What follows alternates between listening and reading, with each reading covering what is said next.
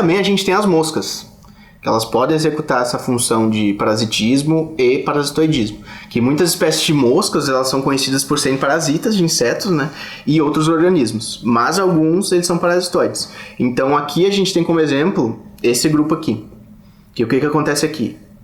Geralmente eles são parasitoides de formigas, então a mosca ela fica ali rondando, né, ela fica a formiga observando, até ela encontrar a oportunidade de ovipositar.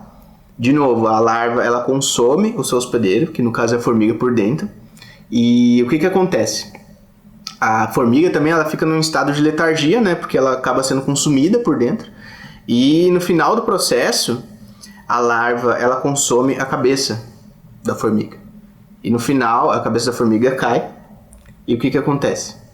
A larva da mosca, que no final do processo já não é uma larva, né, é um inseto adulto, ele sai pela cabeça da formiga.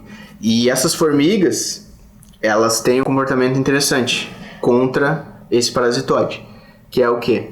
Se vocês pararem e observar uma trilha de formigas, geralmente vai uma formiga atrás da outra, né?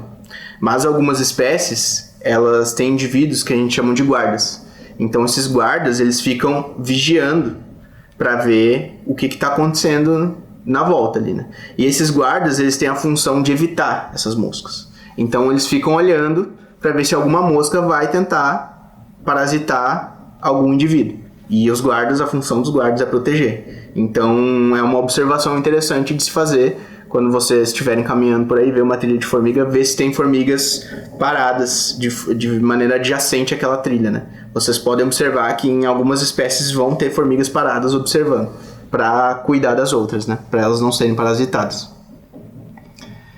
Aqui tem mais uma imagem, né, dessa mosca, onde ela vai tentar ali parasitar a formiga, né?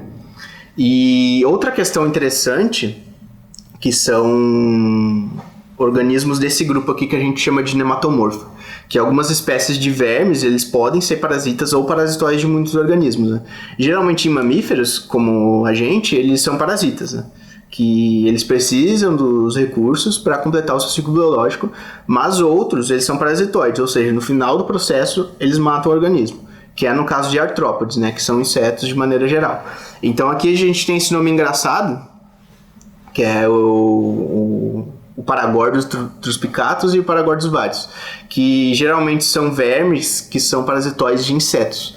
Então o que acontece aqui? Aquela história também, eles deixam esses insetos eles tornam esses insetos zumbis. Então os insetos, quando eles estão em corpos da água, eles vão lá, bebem água, essa água está contaminada com ovos desses vermes, os insetos eles consomem, esses ovos eles eclodem, o verme ele se desenvolve dentro desses insetos e acaba consumindo eles por dentro. Só que, ao final do processo, esses vermes eles obrigam o inseto a ir para perto de corpos da água. Por que isso acontece? Porque o ciclo biológico dos vermes é estar na água.